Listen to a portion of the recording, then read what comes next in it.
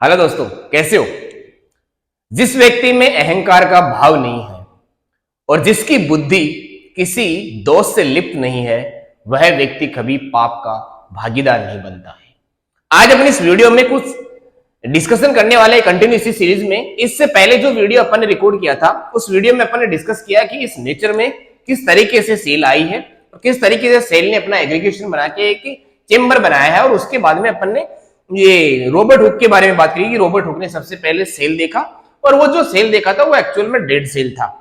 उसके बाद में अपन ने बात करी कि जो ये एंटोन वॉन लीवेनहॉक है, उसने लिविंग सेल देखा 1674 में। उसके बाद में मैंने दो साइंटिस्टों के नाम आपको और बताए थे, जिसमें एक बताया मैंने कि रॉबर्ट ब्राउन ने न्यूक्लियस का डिस्कवरी किया और जो पुरकिंजे है उसने प्रोटोप्लाज्म के बारे में कुछ बताया कि सेल में कुछ ऐसे प्लाज्मा सेमी फ्लूइड नेचर का एक फ्लूइड भरा होता है, उसे अपन प्रोटोप्लाज्म बोल देते हैं या फिर साइटोप्लाज्म बोल देते हैं। उसकी बात अपन आगे करते जाएंगे। आज अपन इस वीडियो में डिस्कस करेंगे कि जो सेल थ्योरी है वो क्या है, सेल की जो थ्योरी है, मतलब सेल को लेके क्या स्टेटमेंट दिए गए हैं साइंटिस्ट को के द्वारा। तो जो पहला साइंटिस्ट है, उस साइंटिस्ट का देखो, मैं आपको ये साइंटिस्ट के बारे में बताने से पहले एक छोटी सी ये जनरल सी टर्मिनोलॉजी बता देता हूं कि एक होता है जू, तो सब जानते हैं जू। जू यानी एनिमल होता है। जू में कौन होता है? एनिमल्स।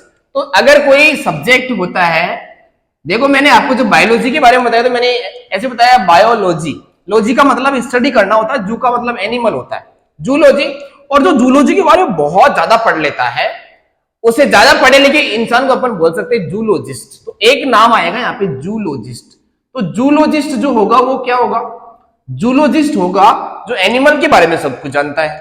उसके बाद में मैं बोलूं बॉटनिस्ट, एक नया टर्म है बॉटनिस्ट। बॉटनी एक सब्जेक्ट है जिसमें अपन प्लांट्स का स्टडी करते हैं। प्लांट्स के बारे में एक सब्जेक्ट में पढ़ते हैं जिसे अपन क्या बोलते हैं? बॉटनी। और जो प्लांट के बारे में सब कुछ जानता है, जिस तरीके से जूलॉजिस्ट एनिमल के बारे में सब कुछ जानता है, ऐसे ही बॉटनिस्ट प्लांट के बारे में सब कुछ जानता है।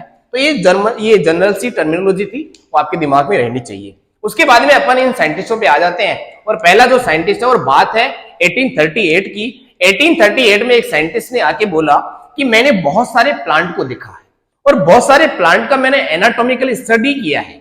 एनाटॉमिकल स्टडी का मतलब प्लांट्स को मैंने कट कर करके ऑब्जर्व किया है, और ऑब्जर्वेशन के बाद में मुझे पता लगा कि प्लांट के हर एक पार्ट में, जहां से भी मैं प्लांट को ऑब्जर्व करता हूं, मुझे वहां पे सेल मिलता है, मतलब मुझे वहां पे प्लांट सेल मिलता है। तो उसने लास्ट में एक स्टेटमेंट पास किया, और उस स्टेटमेंट का जो बोलना ये था कि all plant body are made up by cell, plant cell. All plant body are made up by plant cell. ऐसा स्टेटमेंट किसने दिया? मिथियस शिल्डन ने, जर्मनी का साइंटिस्ट था। बात है 1838 की। आपको याद रखना है, प्रीवियस ईयर में क्वेश्चन आया हुआ है। इसके साइमल्टेनियसली थोड़े दिनों बाद ही 1839 में एक साइंटिस्ट आता है जिसका नाम है जूलॉजिस्ट, जो है जूलॉजिस्ट, और नाम है उसका थियोडोर स्वान।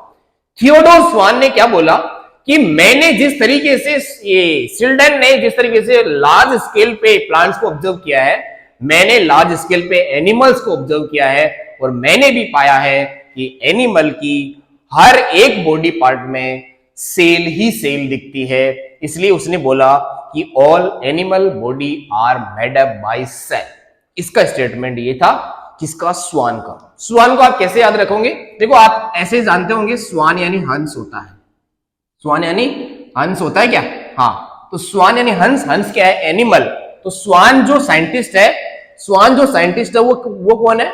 वो है जूलॉजिस्ट। ये जूलॉजिस्ट है, और इसका फिर आपको यहां से याद रह जाएगा शिल्डन क्या है? बॉटनिस्ट है। बॉटनिस्ट कहां का है? जर्मनी का। जूलॉजिस्ट कहां का? ब्रिटिश का है। ऐसे आपको याद रख लेना है। ये था इनकी दोनों का स्टेटमेंट। अच्छा, ये थियोडोर स्वान ने जो ये प्लांट, ये जो एनिमल का स्टडी तो किया, साथ में उसने प्लांट का स्टडी भी किया। कुछ प्लांट को भी उसने ऑब्जर्व किया, और उसने बताया कि जो एनिमल बॉडी है और प्लांट बॉडी है, उसमें जो सेल मिलती है, उसमें एक आउटर मोस्ट कवरिंग मिलती है। तो दो तरीके की कवरिंग उसने बताई कि एक कवरिंग जो मिलती है, जैसे मान लो ये सेल है, एक दूसरी सेल मैं यहां पे बना रहा हूं, तो मैंने दो सेल बनाई है। बोला अगर ये एनिमल सेल है और ये अगर प्लांट सेल है, एनिमल और प्लांट सेल है, एनिमल सेल के चारों ओर जो कवरिंग मिलती है वो थोड़ी स्मूथ होती है, और उसका नाम आगे जाके वो प्लाज्मा मेम्ब्रेन पड़ा है। क्या नाम पढ़ा? Plasma membrane. जैसे आज अपन प्लाज्मा मेम्ब्रेन से जानते हैं ना, तो बोला जो एनिमल की जो बॉडी होती है या फिर एनिमल का जो सेल होता है उसकी आउटर मोस्ट कवरिंग किसकी होती है? थोड़ी स्मूथ होती है, उसे अपन प्लाज्मा मेम्ब्रेन अब बोलते हैं। इसके बाद में बोला प्लांट में भी सेल मेम्ब्रेन तो होती है, लेकिन प्लांट में जो आउटर मोस्ट कवरिंग होती है वो हार्ड होती है, और वो जो हार्ड कवरिंग है उसे अपन सेल वॉल बोलेंगे। क्या बोलेंगे? Cell wall. तो ये सेल वॉल है। उसने ये स्वान ने बोला कि सेल के आउटर मोस्ट कवरिंग, अगर मैं एनिमल के केस में बात करूं तो एनिमल के केस में सेल मेम्ब्रेन मिलती है और प्लांट के केस में सेल वॉल मिलती है, आउटर मोस्ट कवरिंग। इतनी बात बताई थी स्वान ने। ये था दोनों का स्टेटमेंट, और ये इन दोनों की सेल थ्योरी थी। इन दोनों की कंबाइंड सेल थ्योरी में एक लाइन में बोलना चाहूं तो ऐसे बोल सकता हूं, all plant body and animal body are made up by cell. ये दोनों का स्टेटमेंट एक साथ मैंने बोल दिया, लेकिन इन्होंने तो सेल थ्योरी देके मजे कर दिए, लेकिन टांग खींचने वाले लोग आए। टांग खींचने वाले लोगों ने क्या किया?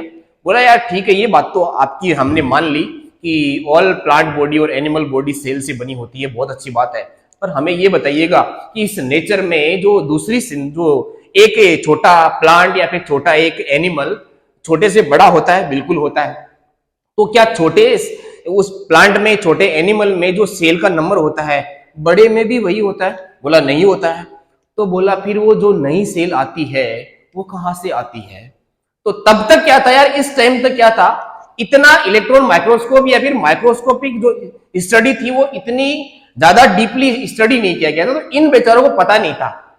इनको कहीं ना कहीं ये आइडिया नहीं था कि नई सेल कहां से आ रही है, क्योंकि रियल में जो सेल डिवीजन चल रहा होता है उसमें बहुत सारी प्रोसेसेस हो रही होती है। उसमें डीएनए रेप्लिकेशन को ऑब्जर्व करना पड़ता है, उसमें कैरियोकाइनेसिस को देखना पड़ता है, उसमें साइटोकाइनेसिस को देखना पड़ता है, और वो ऐसे सिंपल माइक्रोस्कोप से अपन को दिखेगा नहीं। इसलिए दोनों साइंटिस्ट ये नहीं बता पाए कि नई सेल कहां से आ रही है। तो इन दोनों की सेल थ्योरी कहीं ना कहीं फेल होगी। पहले मैं इन दोनों की सेल थ्योरी का एक कॉमन स्टेटमेंट लिख देता हूं। ये बोलते हैं कि all plant and animal body, plant and animal body are made up by cells। ऐसे बोला कि ऑल प्लांट बॉडी और animal body are made up by cell. ये इन दोनों की सेल थ्योरी का स्टेटमेंट था, लेकिन क्या ये सेल थ्योरी चली? नहीं, ये सेल थ्योरी फेल हो गई। फेल होने का रीजन क्या था कि न्यू सेल कहां से आ रही है ये नहीं बता पा रहे हैं। नई सेल आ कहां से रही है इनको पूछा गया तो ये नहीं बता पाए। अब नहीं बता पाए तो फिर इनकी सेल थ्योरी फेल हो गई। कहीं ना कहीं सेल थ्योरी का ड्रॉबैक ये रहा कि ये नहीं बता पाए कि नई सेल कहां से आ रही है। तो एक भाई साहब और आते हैं, और उन भाई साहब का नाम है रूडोल्फ विर्चो। तो रूडोल्फ विर्चो आता है और बोलता है कि मेरे को सुनो ध्यान से, मैं बताता हूं तुम्हें कि नई सेल कहां से आती है। तो एक साइंटिस्ट आता है जिसका नाम क्या है? उसका नाम है रूडोल्फ विर्चो। रूडोल्फ विर्चो नाम का एक साइंटिस्ट आता है, और बात है 1855 की, 1855 की बात है। और उसने आके बोला, उसने इस सेल थ्योरी में करेक्शन किया। करेक्शन ये किया कि पहला स्टेटमेंट तो ये का ये रख दिया, पहला स्टेटमेंट तो ये रख दिया कि all plant and animal body are made up by cell. अच्छा, साथ में ये भी इन्होंने ऐड किया था कि जो सेल बनी होती है वो सेल और सेल के प्रोडक्ट से बनी होती है। ये बोला कि सेम कि ऑल प्लांट बॉडी और animal body are made up by cell and its products. ऐसे बोला, एंड इट्स प्रोडक्ट। प्रोडक्ट क्या हो सकता है?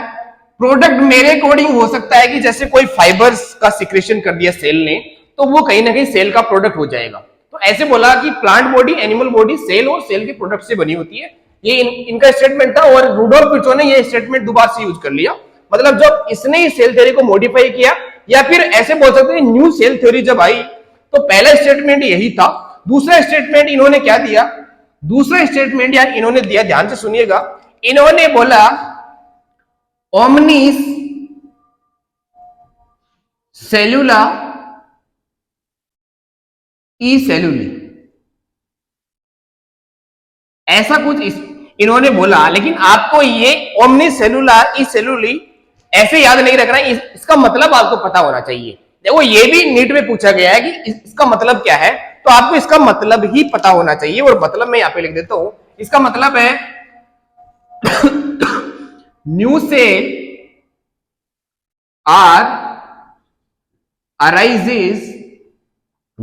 Are arises from pre-existing cell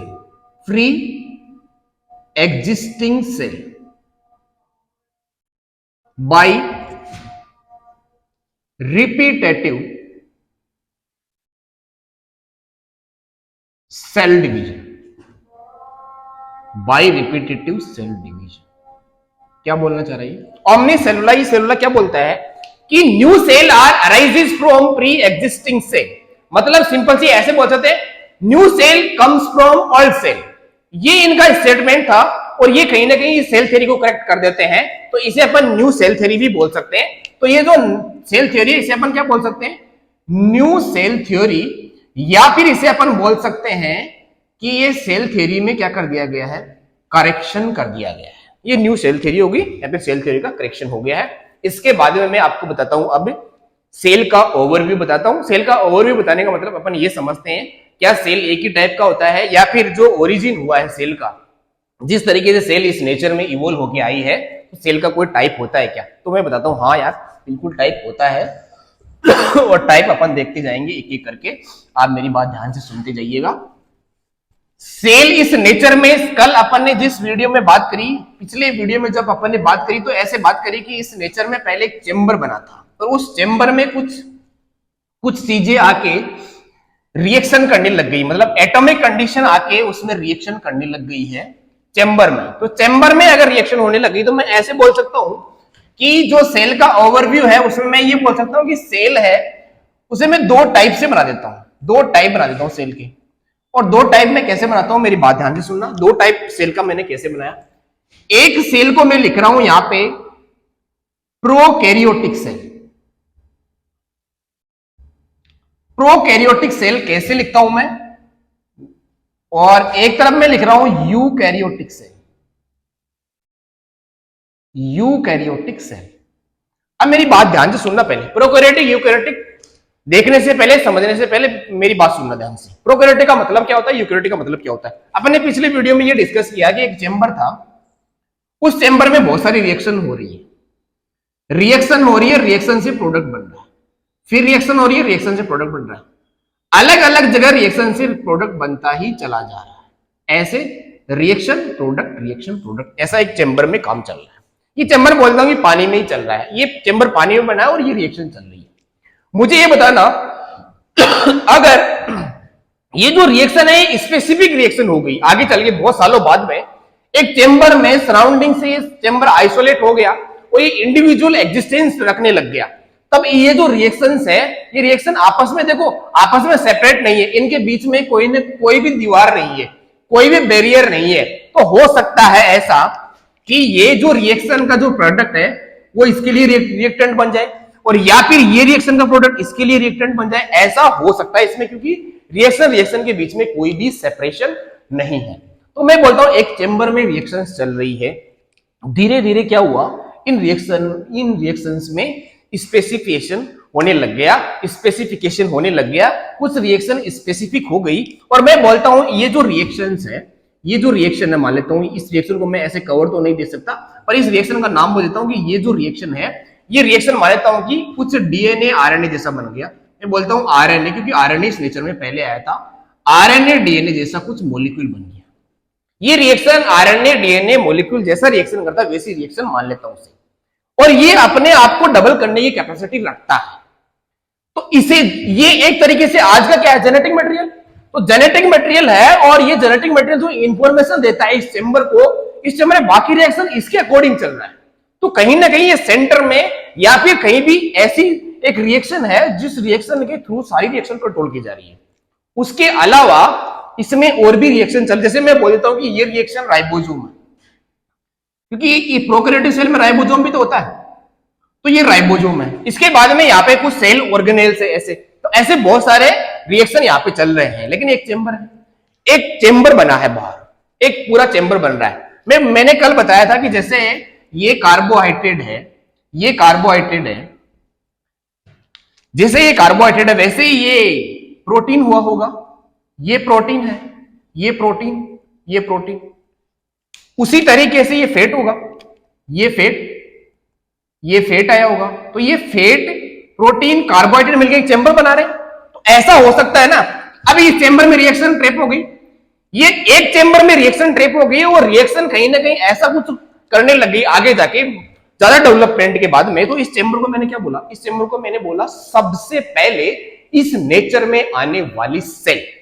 सबसे पहले आने वाली सेल मतलब बहुत पुराने टाइम की बात चल रही है नहीं, ये सबसे पुराने टाइम में, सबसे प्रिमिटिव टाइम में सबसे पहले आने वाली सेल का ऐसा कुछ स्ट्रक्चर दिखता है। और पुराने टाइम की सेल यही है, इसलिए ये जो पहले जो वर्ड लिखा ना प्रो, इसका मतलब ही प्रिमिटिव होता है। इस प्रो का मतलब ही क्या होता है, प्रिमिटिव या फिर पुराना, बहुत पुराना। कैरियो का मतलब आपको याद रखना है न्यूक्लियस, तो मैं इसे न्यूक्लियस बोलूंगा। जहां पे आरएनए डीएनए मिलेगा उसे मैं न्यूक्लियस बोलूंगा। इसे मैं बोल सकता हूं अगर यहाँ पे डीएनए आरएनए पड़ा हुआ है तो प्रो का मतलब, तो आपको एक ही बात याद रखना है, प्रो का मतलब ही प्रिमिटिव होता है। प्रो का मतलब प्रिमिटिव होता है। मैं आपको लास्ट में ऐसे बता दूंगा कि इसको सही तरीके से समझा के बता दूंगा। कैरियो का मतलब न्यूक्लियस होता है, मैं यहां पे लिख देता हूं, कैरियो का मतलब न्यूक्लियस होता है। ये बात आपको हमेशा हमेशा के लिए याद रख लेनी है, इसे भूलना नहीं है। कैरियो का मतलब न्यूक्लियस, प्रो का मतलब प्रिमिटिव। मैं बोल रहा हूं पुराने टाइप का न्यूक्लियस जिस चेंबर में होता है। पुराने टाइप के न्यूक्लियस का मतलब क्या है, जिस डीएनए आरएनए के ऊपर कोई भी कवरिंग नहीं है, ऐसे ही पड़ा हुआ है एक चेंबर में, उसे अपन बोलेंगे पुराने टाइप का न्यूक्लियस। और जिस चेंबर में पुराने टाइप का न्यूक्लियस मिलता है उसी चेंबर को अपन प्रोकैरियोटिक सेल बोलते हैं। क्या इतनी बात समझ में आ गई? इसके बाद में बोला क्या प्रोकैरियोटिक सेल से यूकैरियोटिक सेल आई? मैं बोलता हूं हाँ बिल्कुल, प्रोकैरियोटिक सेल से ही यूकैरियोटिक सेल आई है। सच बात है ये। क्या हुआ होगा कि एक सी में या फिर किसी बड़े होल में एक बड़ा चेंबर बन रहा है, हो सकता है एक बड़े चेंबर के अंदर एक छोटा चेंबर और बन रहा हो, दो चेंबर और बन रहे हो, ऐसा भी तो हो सकता है। या फिर ऐसा हुआ होगा कि एक चेंबर यहाँ पे साइड में बन रहा है, एक चेंबर यहाँ पे बन रहा है और ये जो छोटा चेंबर यहाँ पे बना है ये चेंबर खींच के अंदर आ गया हो, इस चेंबर ने इसको अंदर खींच लिया हो, या फिर इस चेंबर में चेंबर बन गया हो छोटे छोटे। ऐसे बहुत सारे चेंबर बन गए होंगे इसमें। ऐसे इसमें चेंबर भी तो बन सकते हैं अंदर, तो अंदर चेंबर बन गया हो, इसके बाहर चेंबर बन गया हो, तो बाहर वाले चेंबर को ये अंदर खींच लिया हो, तो क्या हुआ, एक चेंबर में चेंबर नहीं आ जाएगी यार, एक चेंबर में चेंबर जैसी कंडीशन आ गई। अब चेंबर में चेंबर जैसी कंडीशन, मैं ये बोलता हूं कि इस कंडीशन को मैं यहां पे समझने की कोशिश करता हूं, मेरी बात ध्यान से सुनते जाइएगा।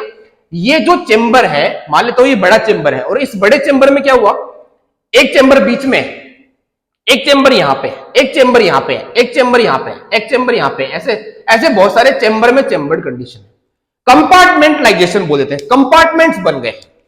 बीच में जो कंपार्टमेंट है उसमें डीएनए आरएनए रखा हुआ है, डीएनए या फिर आरएनए रखा हुआ, मतलब मैं बोलता हूं बीच में जेनेटिक मटेरियल रखा हुआ, तो जेनेटिक मटेरियल सभी चेंबर्स को कंट्रोल करेगा। अब ये सभी चेंबर्स क्या है, यही रिएक्शन पे मैंने कवरिंग लगा दी है। देखो ये रिएक्शन प्रोडक्ट बना रही है, ये रिएक्शन प्रोडक्ट बना रही है, ये रिएक्शन प्रोडक्ट बना रही है, ये रिएक्शन भी प्रोडक्ट बना रही है, और ये रिएक्शन भी यहां पे आके प्रोडक्ट बना रही है। ये भी एक रिएक्शन ही है जो प्रोडक्ट बना रही है। अब मुझे बताना ये रिएक्शन इस रिएक्शन से सेपरेट हुई कि नहीं हुई? ये रिएक्शन इससे सेपरेट हो गई है। क्या कुछ रिएक्शन अभी भी कवरिंग के बाहर है? तो मैं बोलता हूं हाँ, अभी भी यहां पे रिएक्शन कवरिंग के बाहर है। चेंबर में चेंबर आ गया, कंपार्टमेंट में कंपार्टमेंट आ गए, इसे बोलते हैं कंपार्टमेंटलाइजेशन हो गया। यहाँ पे एक ही कंपार्टमेंट था, यहाँ पे बहुत सारे कंपार्टमेंट आ गए हैं, लेकिन कंपार्टमेंट में जो रिएक्शन चल रही है वो अलग अलग रिएक्शन है। मैं बोलता हूं ये रिएक्शन अगर एटीपी बनाता है तो इस कंपार्टमेंट का नाम मैं माइटोकॉन्ड्रिया बोल दूंगा। अगर ये जो कंपार्टमेंट है ये कहीं ना कहीं लिपिड फेट का सिंथेसिस करता है या फिर प्रोटीन का सिंथेसिस करता है तो इसे मैं एंडोप्लाज्मिक रेटिकुलम बोल दूंगा। अगर ये कंपार्टमेंट कहीं ना कहीं एंजाइम रखता है तो मैं इसे आगे जाके लाइसोसोम बोल दूंगा, ऐसे में इसका नाम बोल दूंगा। ये कंपार्टमेंट अगर आगे जाके फोटोसिंथेसिस करता है तो मैं इस कंपार्टमेंट का नाम प्लास्टिड बोल दूंगा, या फिर मैं इसका नाम क्लोरोप्लास्ट बोल दूंगा। और ये जो चेंबर है जिसमें डीएनए आरएनए ऐसी रिएक्शन चल रही है, डीएनए से आरएनए बन रहा है और आरएनए मैसेज के थ्रू बाहर निकल रहा है, और ये चेंबर है और इसके बाहर ऐसे होल है, तो ये जो रिएक्शन है इस चेंबर का नाम मैं रख देता हूं यहाँ पे कि ये आ गया है न्यूक्लियस। अब मुझे बताना ये जो रिएक्शन ही तो है, ये आज माइटोकॉन्ड्रिया में रिएक्शन ही तो चल रही है, आज राइबोसोम में रिएक्शन ही तो चल रही है। अब मैं बोलता हूं कई रिएक्शन ऐसी है जिन पे कवरिंग नहीं आई, तो हाँ कवरिंग नहीं आने वाली रिएक्शन भी है। तो अपने जो यूकेरियोटिक सेल में जो एक सेल ऑर्गेनेल होता है, जैसा यहाँ पे भी होता है राइबोसोम, यहाँ पे भी एक राइबोसोम होता है। राइबोसोम का फंक्शन आपको बताऊंगा, मैं बता ही देता हूँ। राइबोसोम का फंक्शन है प्रोटीन सिंथेसिस करना। यहाँ पे भी प्रोटीन बनेगी क्योंकि ये भी लिविंग बॉडी है, ये भी लिविंग बॉडी है। यहाँ पे भी प्रोटीन बनेगी, यहाँ पे भी प्रोटीन बनेगी। राइबोसोम यहाँ पे भी होगा, राइबोसोम यहाँ पे भी होगा। तो यहाँ पे जो ये राइबोसोम है ये कहीं ना कहीं कवरिंग से बाहर है, इस पे कवरिंग नहीं है, तो ये यहाँ पे राइबोसोम हो जाएगा। और ये क्या है, ये यहाँ पे देखो एक कंपार्टमेंट, यहाँ पे कंपार्टमेंट में कंपार्टमेंट। अब मुझे बताना यहाँ पे देखो फिर से एक वर्ड आया है कैरियो। कैरियो यानी मैंने क्या बताया था यहाँ पे, न्यूक्लियस। न्यूक्लियस ही दिमाग में रहेगा हमेशा। कैरियो का मतलब न्यूक्लियस होगा, चाहे किसी भी चैप्टर में आ जाए, किसी भी सब्जेक्ट में आ जाए। यू यानी होता है न्यू, यू यानी होता है मॉडर्न, यू यानी होता है ट्रू, सत्य। ये यू का मतलब है सत्य टाइप का न्यूक्लियस, नए टाइप का न्यूक्लियस। पुराने टाइप का न्यूक्लियस, पुराने टाइप के न्यूक्लियस पे कवरिंग नहीं थी, नए टाइप के न्यूक्लियस पे कवरिंग आ गई है। नए टाइप का न्यूक्लियस जिस कंपार्टमेंट में मिलता है उस कंपार्टमेंट को अपन यूकैरियोटिक सेल बोलते हैं। तो प्रोकैरियोटिक और यूकैरियोटिक सेल मेरे हिसाब से आपको पूरी तरीके से अच्छे से समझ में आ गई होगी। इसके बाद में कुछ बातें ऐसी बोली गई है जिसमें सेल को लेके ऐसी बात बोली गई कि एक सेल ही पूरी बॉडी का फॉर्मेशन करती है। किस तरीके से अपन सोच सकते हैं कि बॉडी का फॉर्मेशन करती है। मैं बोलता हूं कि आपको एक घर बनाना है या फिर एक दीवार बनाना है, तो दीवार बनाने के लिए सबसे जरूरी चीज जो होती है वो होती है ब्रिक्स, ईंट होती है। ईंट, ईंट को आपको बार बार रिपीट करके ऐसे लाइन टू लाइन बनाना पड़ता है और उसके बाद में एक दीवार खड़ी हो जाती है। जिस तरीके से एक दीवार बनाने के लिए एक ईंट, एक यूनिट को बार बार रिपीट करना पड़ता है, सेम तरीके से एक लिविंग ऑर्गेनिज्म का पूरी बॉडी क्रिएट करने के लिए हजारों लाखों सेल को बार बार रिपीट करके और एक अरेंज वे में व्यवस्थित करना पड़ता है, तब जाके एक ऑर्गेनिज्म का फॉर्मेशन होता है। और उस ऑर्गेनिज्म को अपन मल्टी सेलुलर ऑर्गेनिज्म बोल सकते हैं। एक दीवार में भी तो मल्टीपल टाइप की या फिर मल्टीपल क्या है, ईंट्स है। समझ में आया। अब बोलते हैं क्या सेल का जो स्ट्रक्चर है वो सेम रहता है, नहीं रहता है। क्या सेल का फंक्शन सेम रहता है, नहीं रहता है। अलग अलग जगह की रिक्वायरमेंट के अकॉर्डिंग सेल का फंक्शन, स्ट्रक्चर, शेप अलग अलग हो जाता है। इसी बेसिस पे दो तीन बातें बोली गई है सेल को लेके। एक बात बोली गई है, cell is the fundamental unit of life, cell is the basic unit of life, cell is the structural unit of life और cell is the functional unit of life. मैं बोलता हूं cell is the functional unit of living organism. Life की जगह अपन living organism से पढ़ेंगे। तो अब मैं तुम्हें बता देता हूं कि ये अलग अलग बातें क्यों बोली गई। देखो मैंने बोला cell is the fundamental unit of life. मुझे बताओ, जब आप एक घर बनाते हैं, एक 4-5 मंजिला घर बनाते हैं अपन, 4-5 जिसपे अपन बहुत सारे फ्लैट्स बनाएंगे, तो उसमें मुझे ये बताना, क्या आप जब एक 6-7 मंजिला मकान बनाते हैं तो आप मकान की जो 7वीं मंजिल वो पहले बनाते हैं कि पहले फाउंडेशन लगाते हैं? सबसे पहले अपन नींव लगाते हैं। नींव मतलब जहां पे अपन जमीन में ऐसे गड्ढा खोद के और उसे पूरी तरीके से एक मजबूती देते हैं। एक तरीके से जैसे एक प्लांट लगाते हैं तो उसकी जड़ें मजबूत होती है, तो एक बड़ी बिल्डिंग की जड़ें लगाते हैं पहले। वो जड़ें जब सही होती है तो जितनी अच्छी फाउंडेशन बनाएंगे, जितना अच्छा बेसिक यूनिट लगाएंगे, उतनी ही अच्छी बिल्डिंग बनाएंगे, उतनी ही बड़ी बिल्डिंग बना सकते हैं। इसलिए बोलते हैं कि एक ऑर्गेनिज्म बनाने के लिए सबसे बेसिक चीज जो है, सबसे फंडामेंटल चीज जो है, वो तो सेल ही है। तो सेल बनाने के लिए, ये ऑर्गेनिज्म बनाने के लिए सेल की जरूरत होती है। इसलिए क्या बोलते हैं, सेल इज द बेसिक और fundamental unit of living organism.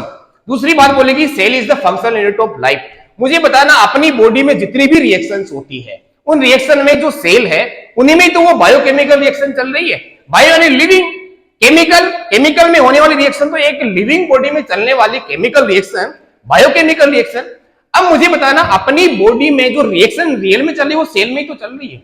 अगर सेल में वो रिएक्शन होना ही बंद हो जाए तो अपनी बॉडी काम करना बंद कर देगी। अपनी बॉडी में किडनी मान लेता हूं, हार्ट मान लेता हूं, ब्रेन मान लेता हूं, लीवर मान लेता हूं, सभी में सेल है। लीवर सेल बोल देते हैं, किडनी सेल बोल देते हैं, हार्ट सेल बोल देते हैं, ब्रेन में न्यूरॉन सेल बोल देते हैं। इन सब में कहीं ना कहीं बायोकेमिकल रिएक्शन चल रही है, कहीं ना कहीं केमिकल रिएक्शन इनमें प्रोसीड हो रही है। अगर वो रिएक्शन रुक जाएगी, उनमें फंक्शन रुक जाएगा, वो फंक्शनल होना बंद हो जाएगी तो अपन डेड बॉडी हो जाएंगे। इसलिए सेल में ही फंक्शंस होते हैं, इसलिए सेल को क्या बोलते हैं? Functional unit of life. Last बात है कि cell is the structural unit of living organism. ये क्यों बोला गया? मुझे बताना, कान की सेल है कि नहीं है, नाक में सेल है कि नहीं है, हाथ में सेल है कि नहीं है, यहाँ पे नेक में सेल है कि नहीं है, सर में सेल है कि नहीं है, हर एक जगह सेल है यार। पर क्या मुझे बताना, मेरा हाथ और मेरा नाक सेम दिखता है क्या? मेरा नाक और मेरा कान सेम दिखता है क्या? नहीं। क्यों नहीं दिखता? क्या यहाँ पे सेल नहीं है? क्या यहाँ पे सेल है? यहाँ पे भी सेल है, यहाँ पे भी सेल है, फिर ये अलग अलग क्यों दिखता है? अलग अलग दिखने के पीछे रीजन ये है कि यहाँ के सेल की शेप अलग है, यहाँ के सेल की शेप अलग है, यहाँ के सेल की शेप अलग है, अलग अलग स्ट्रक्चर मेंटेन करती है सेल। इसलिए सेल को अपन क्या बोलते हैं? Structural unit of living organism. अपन उस दीवार को अगर मॉडिफाई करना चाहे, एक बिल्डिंग को अपन एक अलग अलग डिजाइन में कैसे बना सकते हैं? क्या ब्रिक चेंज कर देते हैं क्या? नहीं, ब्रिक तो वही रहती है, लेकिन अपन उसे अलग डिजाइन में अरेंज कर देते हैं, इसलिए अलग अलग स्ट्रक्चर दिखती है बिल्डिंग्स की। इसलिए सेल को क्या बोला गया है? Structural unit of living organism. समझ में आया? अब मैं आपको प्रोकैरियोटिक यूकैरियोटिक सेल है उसके बारे में थोड़ा सा ब्रीफली और एक आइडिया दे देता हूं, एक एग्जांपल के थ्रू समझा देता हूं मैं आपको कि कंपार्टमेंटलाइजेशन और ये कैसे हुआ और कैसे अपन को समझना है इसे। अब देखना, मुझे बताना, आपके सबके घर है? तो बोला हाँ, घर तो है ही सब, जब अपन घर में रहते हैं तो घर तो है ही। एक घर है, इस घर में बहुत सारे रूम होते हैं, जैसे बेडरूम, किचन, ये लिविंग रूम, यहाँ पे वॉशरूम, यहाँ पे एक छोटा सा रूम और बीच में हॉल, यहाँ पे स्टोर रूम बना देता हूँ, यहाँ पे लिविंग रूम बना देता हूँ, यहाँ पे बड़ा सा गेट लगा देता हूँ। यहाँ पे मैंने बड़ा सा गेट लगाया, ऐसा ऐसा मैंने बड़ा सा गेट लगाया और मैंने ये आपका घर बना दिया, ऐसे घर बना के तैयार कर दिया। ये आपका घर है, इसमें ये बहुत सारे रूम है, ऐसे ये बहुत सारे रूम है, सारे रूम मैंने ऐसे बनाए, ये आपका पूरा घर है। एक दिन क्या हुआ, आप यहाँ पे बैठे थे, आप यहाँ पे बैठ के आराम से अपना काम कर रहे थे, पढ़ रहे थे।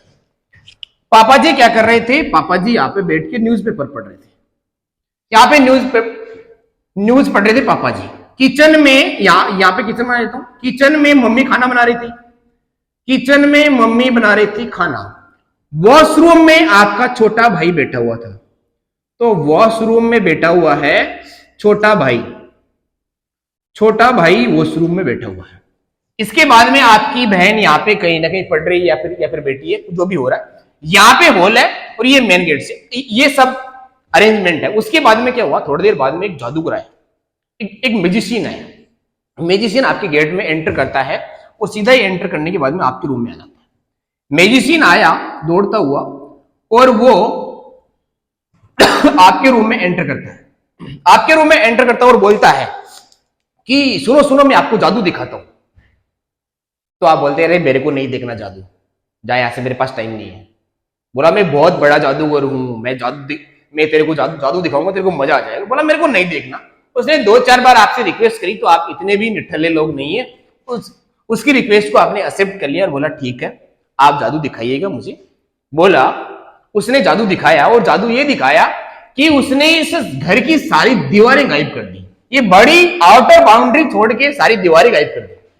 सारी दीवार जैसे उसने गायब करी तो पापा बोले ये क्या हो गया, एकदम से दीवार कहां पे चली गई। मम्मी बोली अरे किचन का सामान ऐसे बिखर गया, मतलब किचन का सामान ऐसे एक्सपोज हो गया।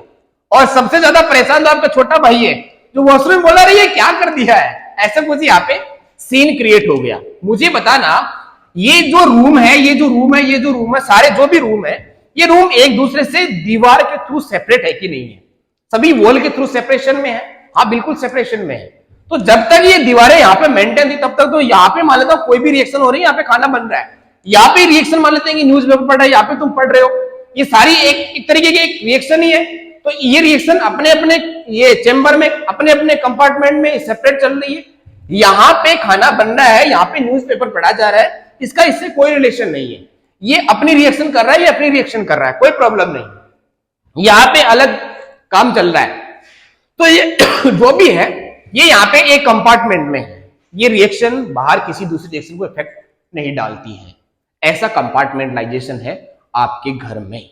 आपके घर में तो ये जब ये जादूगर ने जादू दिखा के बंद किया तो ये वापस दीवारें आई, तो एक तरीके से क्या हुआ, जब ये दीवारें गायब हुई थी तो ये सामान और मतलब ये पूरा एक हॉल बन गया जिसमें सारे के सारी चीजें आ गई, जिसमें न्यूज़पेपर भी इसी हॉल में पढ़ा जा रहा है, खाना भी यही बनाया जा रहा है, वॉशरूम सब यहीं पे एक चेंबर में आ गया। मुझे बताओ कोई सेपरेशन रहा क्या? कोई सेपरेशन नहीं रहा। अब मैं बोलता हूं ये तो आपके घर की कंडीशन, लेकिन आपके घर में रियल में क्या है? क्या इस रूम से इस रूम में जाने के लिए ऐसे सीधा जा सकते हैं क्या? नहीं जा सकते, यहां से गेट से निकलना होगा या फिर कोई ना कोई यहाँ पे अपन कोई भी चीज यूज करेंगे। ऐसा नहीं है कि यहां से चल के सीधा कि यहां से मन किया यहाँ पे जाने का और यहां से सीधा चले गए, ऐसा नहीं जा सकता क्योंकि बीच में क्या है? वॉल है, बीच में सेपरेशन है। तो यहाँ पे कंपार्टमेंटलाइजेशन है। तो आपका जो घर है, आपका जो होम है, उसे मैं क्या बोल सकता हूं? आपके घर को मैं बोल सकता हूं यूकैरियोटिक सेल। आपके घर में देखो एक बड़ा कंपार्टमेंट, उसमें एक कंपार्टमेंट, एक बड़ा कंपार्टमेंट, उसमें छोटे छोटे कंपार्टमेंट, कंपार्टमेंट में कंपार्टमेंट, यूकैरियोटिक सेल। अब मैं बोलता हूं आपने पढ़ाई करी अच्छे से और आप चले गए मेडिकल कॉलेज में, और मेडिकल कॉलेज में आप जाओगे तो आपको वहां पे मिलेगा एक रूम, आपको वहां पे पूरा घर तो मिलेगा नहीं, हाँ घर मिलेगा लेकिन डॉक्टर वॉक्टर बन जाओगी पूरा एकदम, तब जाके आपको घर मिलेगा कहीं ना कहीं। तो पर ये मेडिकल कॉलेज में जब भी एंट्री किया तो आपको एक रूम मिलेगा सिंगल, एक रूम में आपको सब कुछ करना पड़ेगा। इसी रूम में कॉर्नर में एक वॉशरूम होगा, इसी रूम में यहाँ पे आपको बेड लगाना पड़ेगा, इसी रूम में आपको यहाँ पे रात को भूख लगेगी तो यहाँ पे चाय पानी बना के, रात को पढ़ने का मन करा तो चाय पानी बना रहे हैं, यहाँ पे बिस्किट के साथ में चाय पी रहे हैं, मजे ले रहे हैं, है ना? और फिर यहाँ पे सामान रखा हुआ है, यहाँ पे कुछ और काम कर रहे हैं। मुझे बताना, इस रूम में आपने ये घर जैसी कंडीशन बना दी। इस घर में किचन ये रहा, इस घर में यहाँ पे लिविंग रूम, यहाँ पे भी लिविंग रूम आप बनाओगे अपने हिसाब से। हालांकि कोई ना कोई सामान एक दिन बाद में आपको पता लगेगा कि बेड पे बुक्स पड़ी है, यहाँ पे ये सामान पड़ा एकदम कचरा फैला होगा, पर ये हॉस्टल का रूम है। क्या इसमें होने वाली रिएक्शन एक दूसरे रिएक्शन से सेपरेट है? बिल्कुल सेपरेट नहीं है। यहाँ पे आपने स्टडी का मटेरियल रख रखा था, लेकिन थोड़ी देर बाद में आपने बेड पे ऐसे पढ़ रहे हो तो ये बेड ये सामान यहाँ पे बेड पे आ जाएगा। मतलब जैसे यहाँ पे मतलब स्टडी रूम था और यहाँ पे लिविंग रूम, मतलब स्टडी रूम का सामान बेडरूम में आ गया है। तो यहाँ पे कोई सेपरेशन नहीं है, कोई सेपरेशन कहां पे नहीं है। एक रूम जो हॉस्टल का रूम मिलता है, तो ये एक रूम जो मिलता है, एक ही कंपार्टमेंट है, एक कंपार्टमेंट में कोई कंपार्टमेंट नहीं है, उसी कंपार्टमेंट को अपन क्या बोलते हैं? Prokaryotic cell. और प्रोकैरियोटिक सेल कैसी होती है?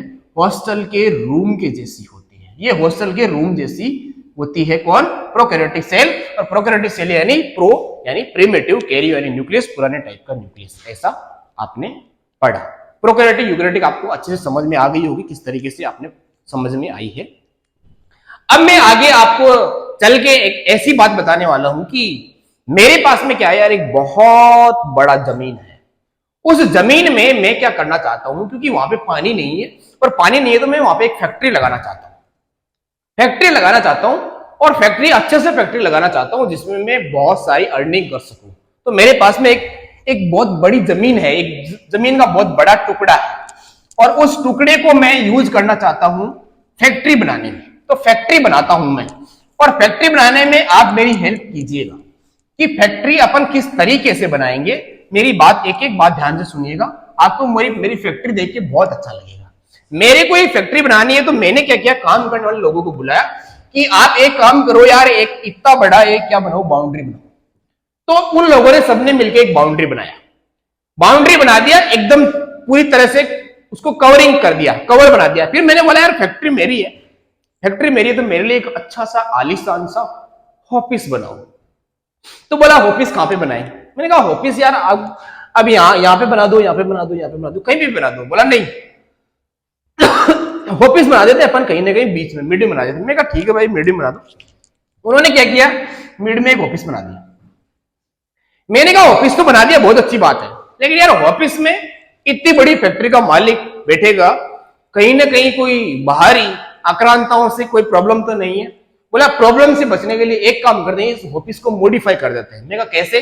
बोला मॉडिफिकेशन ये कर देते हैं कि ऑफिस के डबल दीवार बना देते हैं। मैंने कहा बना दो भाई। तो उन्होंने क्या किया, ऑफिस में डबल दीवार बना दी। मैंने कहा यार ऑफिस तो आपने बना दिया लेकिन डबल दीवार बना दी तो आने जाने के लिए जगह ही नहीं है। बोला आने जाने के लिए जगह भी बना देते हैं और आप एक बार ऑफिस में आके बैठ जाओगे उसके बाद में आपको बाहर निकलने की बाहर घूमने की बिल्कुल जरूरत नहीं है, तो आप बैठे बैठे ही सारी चीजें ऑब्जर्व कर लो। मैंने कहा यार ये तो बहुत अच्छी बात है, मेरे को तो बाहर नहीं निकलना पड़ेगा। तो इन्होंने क्या किया, ऐसे डबल दीवार बनाई और बीच बीच में ऐसे बहुत सारे विंडोज लगा दी, बहुत सारे गेट लगा दिए, ऐसे बहुत सारे गेट लगा दिए ऐसे, ताकि मैं आराम से मेरा ऑफिस से बैठा बैठा इस पूरी फैक्ट्री को यहां से ही ऑब्जर्व कर सकूं। ऐसा मैंने ऑफिस बनवा लिया, बहुत बढ़िया। फिर मैंने बोला कि इसके बाद में आप एक काम करो, यहां से एक बड़ा कंपार्टमेंट बनाओ यार, एक इतना बड़ा कंपार्टमेंट बनाओ जिसे देख के ऐसे मतलब बहुत सारा यहाँ पे रॉ मटेरियल तैयार किया जा सके, क्योंकि फैक्ट्री बड़ी है तो रॉ मटेरियल ज्यादा चाहिए हुआ। तो इन्होंने क्या किया, और मैंने बोला जो दीवार आप बना रहे हो, जो भी आप ये बड़ा चेंबर बना रहे हो, इस बड़े चेंबर को इस ऑफिस की आउटर मोस्ट दीवार से अटैच करते हुए बाउंड्री लाइन तक जाने दो। बोला ठीक है। इन्होंने क्या किया, अब ये जो काम करने वाला होते ये बहुत बड़े वो थे यार, कलाकार थे, ऐसे उन्होंने क्या किया, मॉडिफाइड करके ऐसी मस्त वाली क्या बनाया, बड़ा चेंबर बनाया, एक बड़ा चेंबर बनाया मस्त वाला, बड़ा चेंबर बनाया और बड़ा चेंबर बना दिया कहां तक, आउटर मोस्ट बाउंड्री तक। इस बड़े चेंबर को ऐसे पूरी तरह से पैक भी कर देते हैं, तो पूरी तरह से ऐसे पैक कर दिया, ऐसे पूरी तरह से इस चेंबर को पैक कर दिया। मैंने कहा बहुत बढ़िया चेंबर बनाया। मैंने कहा यार एक चेंबर से काम नहीं चलेगा, एक चेंबर और बना दो। बोला ठीक है, अगर आप बोल ही रहे हो तो एक चेंबर और बना देते हैं। तो इन्होंने क्या किया, ऐसे करके एक चेंबर और बना दिया। मैंने कहा बहुत बढ़िया। ऐसे इन्होंने एक बड़ा हॉल और बना दिया जिसमें बहुत सारे लोग काम कर सकते हैं रॉ मटेरियल तैयार करने के लिए, बहुत बढ़िया। उसके बाद में मैंने बोला कि रॉ मटेरियल तो यहाँ पे बनेगा, इन बड़े चेंबर में रॉ मटेरियल बनेगा। एक ऐसा चेंबर बनाओ जहां पे अपन पैकिंग कर सके सामान की, कि रॉ मटेरियल को मॉडिफाई भी तो करना है, तो एक ऐसा चेंबर बनाओ जिसमें अपन मॉडिफिकेशन कर सके, जिसमें अपन सामान की पैकिंग कर सके। बोला ठीक है, तो एक पैकिंग चेंबर बनवा देते हैं। इन्होंने क्या किया, एक पैकिंग चेंबर और बना दिया भाई, एक इन्होंने ऐसा करके पैकिंग चेंबर बना दिया। मैंने कहा बहुत बढ़िया, ये पैकिंग चेंबर बना दिया इन्होंने, पैकिंग चेंबर। मैंने कहा पैकिंग करने के बाद में क्या क्या चीजें बनेगी, रॉ मटेरियल यहां से कलेक्ट किया जाएगा। बोला ठीक है। बोला यहां से ये थोड़ी सी मॉडिफिकेशन हो गए ऐसे, और ऐसे कुछ वैक्यूल बन जाएगी, मतलब छोटे छोटे यहाँ पे ये बैग लाइक स्ट्रक्चर बनेंगे, और ये बैग यहाँ से चल के यहाँ से जाएंगे पैक होने के लिए, और पैक होके ये बाहर निकलेंगे, तो ऐसे छोटे छोटे बैग बाहर निकलेंगे, और इन बैग को कहीं ना कहीं अपन मॉडिफाई करके बड़ा बैग बना लेंगे। मैंने कहा बहुत बढ़िया, ये तो यार अच्छी बात है कि यहाँ से छोटे बैग को यहाँ से रॉ मटेरियल भरा, और रॉ मटेरियल भरने के बाद में इससे बड़ा बैग यहाँ से बाहर निकालेंगे। अब मैंने बोला यार फैक्ट्री बड़ी है, तो लाइट की सप्लाई कहीं बाहर से तोड़ लेंगे, फैक्ट्री में एक पावर हाउस लगा दो, जिससे लाइट की कभी कमी ना हो। बोला ठीक है, बहुत अच्छी बात है। इन्होंने क्या किया, एक पावर हाउस ही बना दिया। मैंने कहा चाहो तो दो भी बना सकते हो, तो इन्होंने एक पावर हाउस बना दिया, ऐसा करके क्या बना दिया, पावर हाउस बना दिया। बोला लाइट तो चाहिए होगी। मैं कहा एक और बना दो यार, अगर लाइट चाहिए तो इन्होंने ऐसा ये करके ऐसा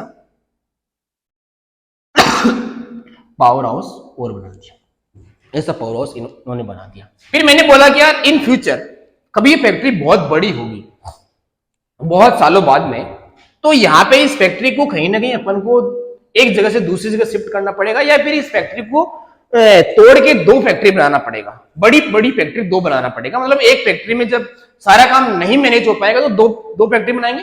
बोला उसके लिए एक पर्सन डिसाइड कर दो अभी से। तो बोला ठीक है, कर देते हैं। तो उन्होंने अभी से एक पर्सन डिसाइड कर दिया, और ऐसा कुछ वो पर्सन है, ऐसा एक पर्सन बना दिया। बोला ठीक है, बहुत अच्छी बात है। ऐसा यहाँ पे ऐसे कुछ लोग यहाँ पे बना दिए। अब मैं गया बाहर जाके कि कुछ काम करने वाले लोग लेके आता हूं बाहर से। तो मैं काम करने वाले लोग बाहर से लेके आता हूं, एक ट्रक भर के बाहर से लोग लेके आता हूं, और सारे लोगों को मैं टकले कर देता हूं, टकले बना देता हूं। टकले मतलब बाल उड़ा देता हूं सबके, और बाल उड़ा देता हूं। तो मैं यहाँ पे बहुत सारे लोगों को लेके आया बाहर से कहीं से भी, और मैंने बोला कि फैक्ट्री में चलो। तो ये टकले लोग आए यहाँ पे, टकले लोग भाई आए और यहाँ पे घूमने लग गए। टकले लोग इस फैक्ट्री को देख रहे हैं घूम घूम के ऐसे, तो टकले लोग ऐसे चारों ओर घूम रहे हैं ऐसे। कुछ टकले लोग यहाँ पे इससे ऑफिस की दीवार पे आके चिपक गए, कुछ टकले लोग यहाँ पे आके बैठ गए। कुछ टकले लोग बोलते हैं हम यहाँ पे काम करेंगे, हम इस कंपार्टमेंट में काम करेंगे। मैंने कहा बहुत बढ़िया बात है यार, अगर आप इस कंपार्टमेंट में काम करना चाहते हो तो कंपार्टमेंट में काम कर लो, आप कंपार्टमेंट में काम करना पसंद करोगे तो कंपार्टमेंट में काम कर लो, हमें कोई प्रॉब्लम नहीं है, काम होना चाहिए, जो आपको काम दिया जाएगा। बोला ठीक है, वो तो हम करेंगे। ये सब टकले लोग हैं। ये टकले लोगों का मैंने एक नाम रख दिया और इन टकले लोगों का नाम है यहां पे राइबोसोम। एक मिनट देखिएगा, इन टकले लोगों का नाम यहां पे है राइबोसोम। राइबोसोम को मैंने टकला इसलिए बोला क्योंकि ये मेम्ब्रेन लेस होता है, इसमें मेम्ब्रेन नहीं होती है, और इसका काम मैं बता देता हूं, इसका काम होता है प्रोटीन सिंथेसिस। ये आगे जाके प्रोटीन सिंथेसिस करेगा, प्रोटीन बनाएगा। बहुत बढ़िया। क्या यही टकले लोग ये हैं? हाँ, ये टकले लोग यहां पे और यहां पे नहीं काम कर रहे हैं। ये तो ये टकले लोग जहां तक काम कर रहे हैं उस चेंबर में जाके इन्होंने थोड़ा सा कचरा कर दिया। चेंबर पहले साफ था, एकदम साफ चेंबर था, उसमें जाके यहां पे कचरा कर दिया है। इससे पहले मैं आपको बता देता हूं कि ये जो बड़ा चेंबर है इसका नाम तो रख देते हैं, इस चेंबर का नाम मैं रख देता हूं यहां पे। उसके बाद में चेंबर का नाम रखने से पहले एक बात और भी कर लेता हूं मैं। देखो कितनी सारी बातें मेरे को याद आ रही है। अब ये जो मैंने ये फैक्ट्री बनाई, इस फैक्ट्री में मैंने क्या किया, जो ये कंपार्टमेंट बनने के बाद में, जो भी ये चेंबर बनने के बाद में मैंने क्या किया, इसमें आप एक काम करो, पानी भर दो यार। इसमें पानी भर दो, खूब सारा पानी भर दो। तो मैंने इसमें भरवा दिया पानी। पानी भरवाने के बाद में मैंने बोला यार, पानी भराने के बाद में और इस पानी में कुछ मिक्सिंग भी हो गया। ये प्योर वाटर तो है नहीं, क्योंकि यहाँ पे बहुत सारा कचरा वचरा पड़ा हुआ। अब कचरा क्या है? कचरा इसमें प्रोटीन है, प्रोटीन मतलब एमिनो एसिड, इसमें कार्बोहाइड्रेट मतलब ग्लूकोज, इसमें फैटी एसिड मतलब फैट लिपिड, इसमें आयंस, इसमें मिनरल्स, ऐसी बहुत सारी चीजें इसमें अपन ने ऐड कर दी है। ऐसे कर देता हूं ETC। ये सब ऐड करने के बाद में इस जो वाटर वाले कंपोजिशन को है, इसको मैं बोलता हूं प्लाज्मा। इसको मैंने क्या बोल दिया? ये है प्लाज्मा। ये प्लाज्मा मैंने इसको बोल दिया। अब प्लाज्मा इसमें इस फैक्ट्री में भर दिया मैंने। इस फैक्ट्री में ये जो वाटर के साथ में ये चीजें मिक्स करके मैंने जब इसमें भरी है, तो इस कंपोजिशन को मैंने क्या बोल दिया? प्लाज्मा। अब एक वर्ड यहां पे बता देता हूं मैं, साइटोलॉजी। देखो लॉजी का मतलब वही, लॉजी का मतलब स्टडी करना होता है, साइटो का मतलब होता है सेल। तो यहां पे है सेल का स्टडी करना, साइटोलॉजी। मैं इस प्लाज्मा को इस चेंबर में भर रहा हूं, इसलिए इस फैक्ट्री का पूरा नाम क्या है? इस फैक्ट्री का पूरा नाम तो सेल है, और इस सेल के अंदर में ये प्लाज्मा भर रहा हूं, इसलिए इस कंटेंट का नाम हो जाएगा यहां पे साइटोप्लाज्म। क्या हो जाएगा? साइटोप्लाज्म या फिर प्रोटोप्लाज्म। अब ये सारा काम मैंने कर दिया और अब फाइनली मैं आके इस चेंबर के अंदर बैठ जाता हूं। अच्छा, यहां पे इसका नाम साइटोप्लाज्म हुआ। साइटोप्लाज्म के बाद में मैंने क्या बोला? ये जो बड़ा चेंबर है, इस बड़े चेंबर का नाम बता देता हूं मैं। इस बड़े चेंबर का नाम है, देखो एक वर्ड लिखूंगा मैं, एंडो। एंडो यानी अंदर होता है, एंडो यानी अंदर, एंडो यानी अंदर, एक्सो यानी बाहर। एंडो यानी अंदर, एक्सो यानी बाहर। ये वर्ड आपको याद रखना, एंडो। एक मैं दूसरा नाम बोलता हूं प्लाज्मा, एंडोप्लाज्मा। प्लाज्मा के अंदर, कहां पे है प्लाज्मा? इस चेंबर के अंदर भरा हुआ। इस चेंबर के अंदर क्या भरा हुआ? प्लाज्मा। तो मैं क्या बोलता हूं इसे? एंडोप्लाज्मिक। एंडोप्लाज्मिक प्लाज्मा के अंदर एक बड़ा चेंबर है। वो ये चेंबर कैसे दिखता है? ये चेंबर ऐसे नेट जैसा नहीं दिख रहा। नेट को काटता कौन है? कुतर कुतर कुतर कुतर। नेट को कौन काटता है? चूहा। चूहे को इंग्लिश में क्या बोलते हैं? रेट। इसलिए इस पूरे चेंबर को मैं क्या बोलूंगा? रेट काटने वाला कोलम। रेट के द्वारा काटे जाने वाला कोलम, उसे मैं बोल दूंगा रेटिकुलम। रेटिकुलम। तो इस चेंबर का पूरा नाम हो जाएगा, ये जो रेटिकुलम है ये साइटोप्लाज्म के अंदर पड़ा हुआ है, इसलिए इसका नाम मैं क्या बोल देता हूं? Endoplasmic reticulum. इसका नाम मैंने क्या बोला? एंडोप्लाज्मिक रेटिकुलम इसका नाम मैंने बोला। मैंने आपको इसको नाम समझा दिया है, क्या नाम है इसका। अब देखना, जो ये टकले लोग थे जब इस चेंबर में आए, चेंबर में जब ये काम करने लगे तो इन्होंने यहाँ पे थोड़ा कचरा कर दिया। कचरा कर दिया तो स्मूथ सरफेस थी, चिकनी सरफेस थी, उसको क्या कर दिया? कचरा करके रफ कर दिया। गंदा कर दिया। तो इसे जहां पे ये टकले लोग रहते हैं, जहां तक जो भी काम करते, चाहे ये प्रोटीन बनाते कुछ भी करते हो, इन्होंने इस सरफेस को क्या कर दिया, रफ कर दिया, और इसे अपन बोलेंगे RER। ये रफ एंडोप्लाज्मिक रेटिकुलम हो गया है। जहां पे टकले लोग नहीं है वो जगह अभी भी स्मूथ ही है, इसलिए यहां पे इस जगह को अपन बोलेंगे SER, स्मूथ एंडोप्लाज्मिक रेटिकुलम। इसके बाद में मैं आ जाता हूं मेरे ऑफिस में, और मेरे ऑफिस में आके मैं बैठ जाता हूं, और मेरे ऑफिस में आके मैं आराम से बैठता हूं। तो मैं कुछ इस तरीके से बैठ जाता हूं आके आराम से। ये मैं हूं, आपको क्रोमोसोम की तरह मैं दिखा देता हूं अपने आप को। इसके बाद में एक क्रोमोसोम को ऐसे बाहर निकलता हुआ दिखा देता हूं, ऐसे थोड़ा सा, मतलब ये जो डीएनए ये थोड़ा सा एक्सटेंड होके बाहर आ गया है, और ये डीएनए के चारों ओर 1% और आ गया है, और ऐसे मैंने इसके चारों ओर एक ऐसी कवरिंग लगा दी है, ऐसा एक स्ट्रक्चर बना दिया है। एक तरीके से क्या है, एक तरीके से ये हुआ कि ये पूरी फैक्ट्री है, इस पूरी फैक्ट्री की जो बाउंड्री है, इस बाउंड्री को अपन क्या बोलेंगे, इस बाउंड्री को अपन बोलेंगे सेल मेम्ब्रेन। क्या बोलेंगे इसे, सेल मेम्ब्रेन। इस फैक्ट्री की बाउंड्री को क्या बोलेंगे, सेल मेम्ब्रेन। ये मालिक है, मालिक का नाम क्या है, मालिक का नाम क्या है, मालिक का नाम है जेनेटिक मटेरियल, क्या है, डीएनए। बहुत बढ़िया। मालिक क्या रखता है, क्या मालिक खुद काम करेगा, मालिक है मैनेजर रखता है, और वो मैनेजर भी टकला ही रखता है। जिस तरीके से यहां से बाहर से लोग टकले पकड़ के लाए ना, उसी तरीके से मालिक क्या रखता है, टकला पर्सन रखता है, इसे मैनेजर बोलता है। और इस मैनेजर का नाम क्या है, ये टकला आदमी, ये जो फैक्ट्री का मालिक है, ये टकला पर्सन ही रखता है यहाँ पे। और इस टकले पर्सन का नाम क्या है, इस टकले पर्सन का नाम है न्यूक्लियोलस। न्यूक्लियोलस ये टकला है। टकला क्यों बोल रहा हूं, ये भी मेम्ब्रेनलेस है, ये भी मेम्ब्रेनलेस था। राइबोसोम मेम्ब्रेनलेस है, ये न्यूक्लियोलस मेम्ब्रेनलेस है। न्यूक्लियोलस क्या करता है, न्यूक्लियोलस रीजन में होता क्या है, न्यूक्लियोलस रीजन में मेनली आरएनए सिंथेसिस होता है, यहाँ पे आरएनए बनता है। आरएनए का एक स्पेसिफिक लोकेशन भी होता है, वो आगे जाके मैं स्पेशल तरीके से बताऊंगा, पर आपको अभी इसी तरीके से याद रख लेना है कि इस क्रोमोसोम से जो डीएनए पार्ट निकलता है, जहां से आरएनए बन रहा होता है, उस रीजन को अपन न्यूक्लियोलस बोल देते हैं। ये न्यूक्लियोलस एक से ज्यादा भी हो सकते हैं। मेरे ऑफिस का नाम क्या है, मेरे ऑफिस का नाम न्यूक्लियस है। न्यूक्लियस के अंदर रहता है न्यूक्लियोलस, टकला पर्सन।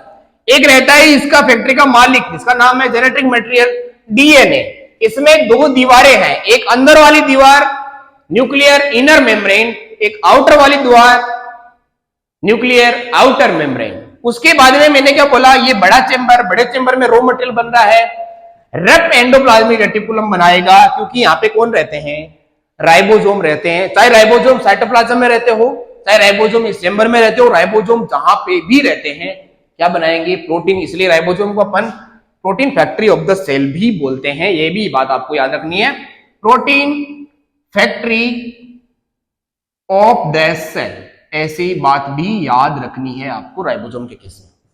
ठीक है, राइबोसोम जहां पे प्रोटीन बनाएंगे, जहां पे राइबोसोम नहीं है वहां पे प्रोटीन नहीं बनेगा, वहां पे लिपिड और फैट बनेगा। यहाँ पे क्या बनेगा, लिपिड एंड फैट बनेगा, ऐसी बात याद रखनी। यहाँ पे रॉ मटेरियल बना, रॉ मटेरियल यहां से छोटे छोटे वेसिकल्स में, छोटे छोटे चेंबर में पैक होके पैकिंग चेंबर में जाएगा।